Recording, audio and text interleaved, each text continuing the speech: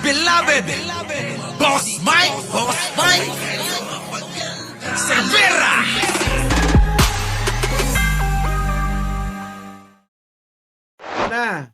Ito na, Ray Santos, oh. Hindi ka pa kilala ng mga Marcos. Andali. Ito yung panahon na binabanatan niya si Coach Jarrett. Mga boss, makinig kayo Alam ko tong kwento na to. Kasi yung time na yan, nung kinausap kami ni Maharlika, kasama po ako doon Kasama ako sa usapan. Kung kayo matagal na rito sa channel na to, abay napanood nyo yung content na yon. Nung panahon na yan, ini-influensyan kami ni Maharlika. Oo. Na Boss Mike, na kami, bumaliktad. Bumaliktad kami kay Pangulong Bongbong Marcos. Sabi ko, bakit ganun? Dadalawang buwan pa lang nakaupo yung mama Gusto mo ng pababain. Kasi nga daw, meron daw napanood siyang polvoron video. Nagdodroga daw ang Pangulo. Sabi niya, talaga? Siyempre, bilang kaibigan, medyo maniniwala ka. Di ba? Kaya lang, napaisip kami ni Sangkay. Sabi ko kay Sangkay, sa tingin mo, totoo ba yung sinasabi ni Maharlika? Kasi pag nagkwento to, mga kababayan, doon ko lang napatunayan. Pag nagkwento to, abay, kaya niyang gawing totoong-totoo yung kasinungalingan niya. Experience ko Kaya nga, alam nyo, magaling mang-uto ito kaya hindi nakakapagtaka na maraming nauuto ito. Di ba? Sabi nyo, babaliktad ka dyan sa kinauupuan mo, baka isuka mo na yung mga yan. Sa isip ko, dadalawang buwan pa lang, dahil lang may nakita kang video. Yun ba yung pag-alis mo, dahilan mo sa pag-alis mo kay Pangulong Bongbong Marcos? Sa bagay, sabi ko nung una, hindi ko masisisi. Kasi kung may nakitang video, di ba? Tama naman Sabi ko nga sa inyo, di ba, magkakaibigan kami niyan. Ngayon, nung sinabi niyang yon, napaisip ako. Oo nga pala. Bakit nga ba may ganong issue si Pangulong Bongbong Marcos? Marami ng tanong ang umikot sa isipan ko. Oo. Sa unang tanong sa isip ko, bakit kung may video, bakit hindi nilabas nung eleksyon? Di ba? At bakit, kung totoo yung bidyong nakita ni Maharlika, bakit hindi ito nagsalita nung panahon ng eleksyon? Isip ko naman, baka naman late yan na napanood. Di ba? Sabi ko kay Sangkay, tingin mo, totoo kaya yung sinasabi ni Maharlika? Hindi natin malaman kasi hindi naman natin nakita. Totoo naman, hindi namin nakita. Mark Ramos. Ewan ko kay Mark Ramos, tsaka Cherry Morikawa. Nung sabi na ni Sangkay na, hintay na lang natin na lumabas. Di ba? Sa bagay. Kaso, mahirap naman kung tayo, babanat agad dyan sa issue na yan, na wala naman tayong nakikitang ebidensya, na siya lang yung nakakakita ng ebidensya. Diba? So, sabi ni Sangkay, pagka ganyan siguro, ayoko na muna sa politika. Oo. Magaling mang-impluwensya si Maharlika. Promise. Oo. Magaling Yun naman yung kanyang kayang-kaya niyang paikutin yung mga mahihinang ulo. Ewan ko ba? Talent niya yun Oo. Talent niya yun. Carla Isha. Oo. Si Bogs, nandyan na rin. Shoni De Guzman. Di ba? Talent niya yun. Ryan San Pedro. Maraming nauuto si Maharlika. Ngayon, eto na. Sabi ko, pagka ganito, mahirap na. Di tahimik na lang tayo. Di huminto akong mag-vlog. Diba? Ayoko naman na kasi nung panahon ding yon, nagkakagulo nga dyan sa Malacanang. Diba? Gulo ni Vic Rodriguez. Hindi alam kung ano nangyayari. Di sabi, buti na lang sabi sa akin, wag ka munang babanat diyan ng banat kasi hindi natin alam kung sinong totoo at hindi. Nakinig ako, o di siyempre hinto na lang ako, Mama May TV, Cedric, 'di ba? Hinto ako. Alam niyo 'yan. Napakatagal kong huminto, 'di ba? Insyang Hargon. Nung ano na, nakita ko ayan na nga, panay na meeting. Ako naman siyempre, sama naman ako, sama. Meron na naman tumawag sa'min. Sino? Si si attorney. Attorney babae, kaibigan natin 'yon. Ayoko na munang idamay 'no. Meeting-meeting na naman kami. Sa mga friend ko sa FB nakikita niyo 'yon. 'Di ba? Less talk, less mistake. Tama, 'di ba? Di hindi ako nagsalita. Meeting. Ganun daw, eto daw ang plano. Sabi rin ni Maharlika yung sa meeting namin. Pagka ganyan dapat ganito gawin natin. Ano na tayo? Banat na tayo. Bumanat kayo mag-isa nyo. Ganon, di ba? So eto na.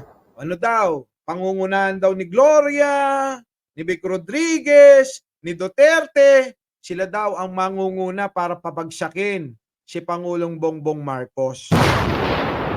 Hindi na raw paaabutin ng 2 taon, pinakamatagal na 2 taon, wala na si Pangulong Bongbong Marcos sa kanyang posisyon. Hihintay ako, no? Sabi ko, mga walang ya itong mga ito. Itong isa ginawa pang sekretary. Itong isa, kung makapagtanggol ng eleksyon, abay halos itaya niya, pati ano niya, huwag mong gayahin si Banat Bike, pati Tinggel sinasama. Hindi ko sinasama. Nag-meeting-meeting na yung mga yan. No, nag-bolt in na yung mga DD shit vlogger, nakita namin magkakasama na sila. Yung dating mga magkakaaway nung eleksyon na nagkanya-kanyang hiwalay nung eleksyon ng mga DD shit, abay nag-bolt in. Nag-bolt in. Nung nag-bolt in, mga kababayan, abay eto na nga. Siyempre nalulungkot ako. Antay ako ng antay sa ilalabas na video. Pulborong video. Araw-araw, paulit-ulit si Maharlika. Araw-araw yung vlog niya. Pulborong video. Diba? Pulborong video. Tuwing magbablog na lang, pulborong video. Abay, nagsawa na ako. Puro pulborong video. Kakaantay ko sa'yo eh. Hanggang sa ngayon, wala pa rin eh. Kahit na, ito lagi ko sinasabi, hilaw na hilaw. Yung kanilang mga plano, tinuloy-tuloy pa rin nila.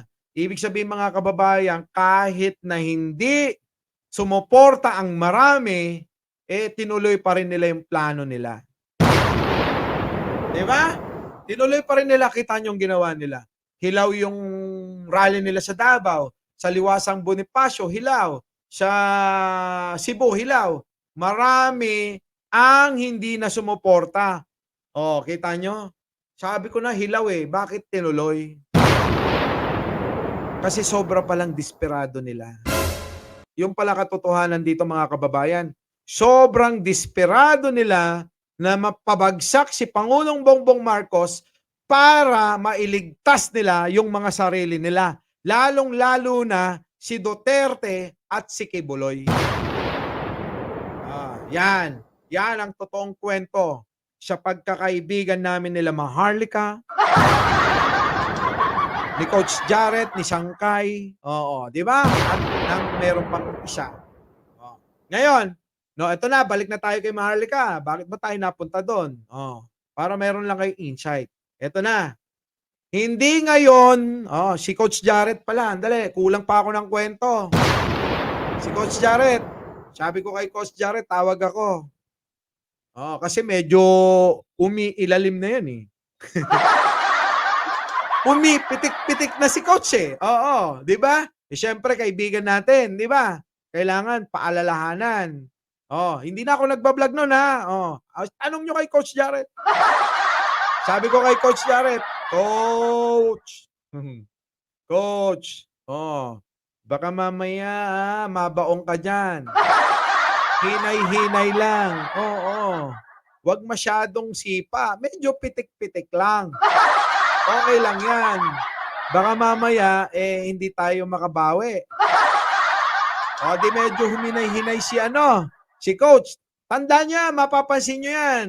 Oh, 'di ba medyo ano pa nga 'yan, medyo umiiling pa 'yan kay Sarah, kay BBM, 'di ba, mga gano'n yung ano. Hanggang siya ano na, ano na, tama na ako. Nagkatotoo na. Nagkatotoo na lahat yung aking iniisip. Huminto si ano, si Coach Jarrett, etong si Maharlika, ha? Binanatan niya na. Eto na ngayon yun, binanatan niya na. Sinagot ni Coach Jarrett, yun nagkasagutan, pati ko nadamay. Alam niyo kung saan nila ako dinamay? Eto papakita ko sa inyo, eto yun. Kaya nangyari 'tong video na 'to, hanapin niyo na lang. Eto yun, dinamay nila akong dalawa sa away nila. Eto. Revealed yung 200K ay nakuha ko sa ibang tao kay Mike Cervera. Kaibigan ko rin to si Mike. Eto, matino to, nagdinegosyo. 'Di ba? Siyempre ako lang matino sa kanila. Yan, doon galing yan sa away nila. True, napanood ko yan. Yan, ang sinasabi ko. Meron pa yan Dali nga, eto yung mga banat ni Maharlika kasi. Na-meet ko, nandoon sa celebration. Wala yan. Yung mga banat-banat niya na sa mga sa mga fake news niya. So ngayon, eto na.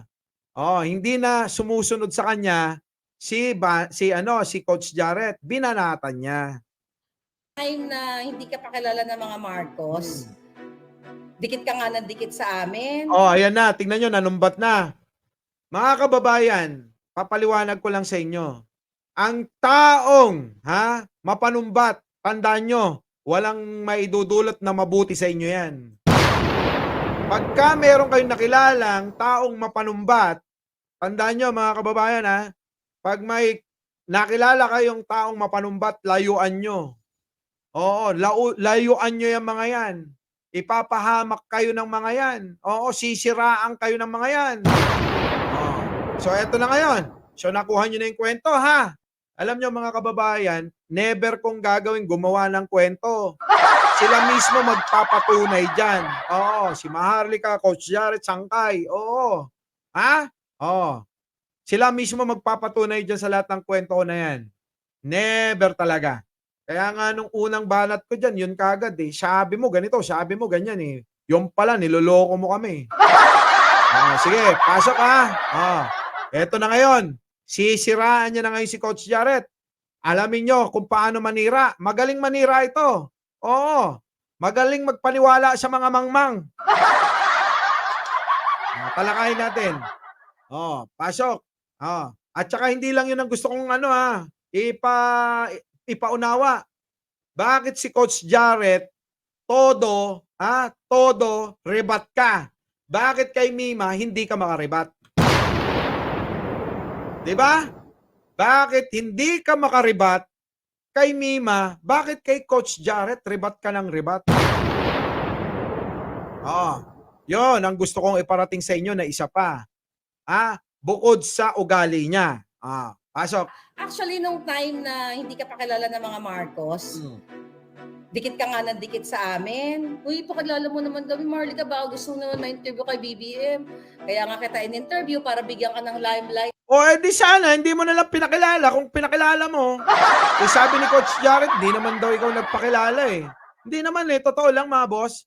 Hindi naman si Maharlika nagpakilala. Hindi nakarating nga kami dun sa mga boss, eto eto. Ako ilan ba subscriber ko nun? 40 lang yata subscriber ko nun bakit nandoon ako? Nandoon ako sa HQ. Nag-host ako doon. Diba? Ang lalaki nung mga subscriber nila. Pero ako, napakaliit ng subscriber ko. Bakit nandoon ako? Nang walang tulong ni Maharlika. So, ibig ko sabihin, kung ako nga nakarating doon, si Coach Jarrett pa kaya? O, gets nyo? Gets nyo bakit? Magkakasama kami nila Coach Jarrett eh. Oh, matagal na kami magkakasama niyan. Panahon pa ni Norman Mangusin. Iisa lang grupo namin nila Coach Jarrett noon eh. Sino? Ako, Takero, Coach Jarrett, marami pang iba. Di ba? Oh, bakit kami nando doon? Oh, yun. So meron talagang nagdala sa amin doon, nakasama rin namin sa grupo namin. Di ba, DJ? Muli, Mike Cervera po. Laging nagpapaalalang mahalin natin ang ating kapwa, ipagdasal natin lagi ang ating bansa. Magandang umaga, magandang hapon at magandang gabi sa mandako ng mundo. Naroon kayo. Siyempre, magandang buhay na rin para sa ating lahat. Our beloved Boss Mike.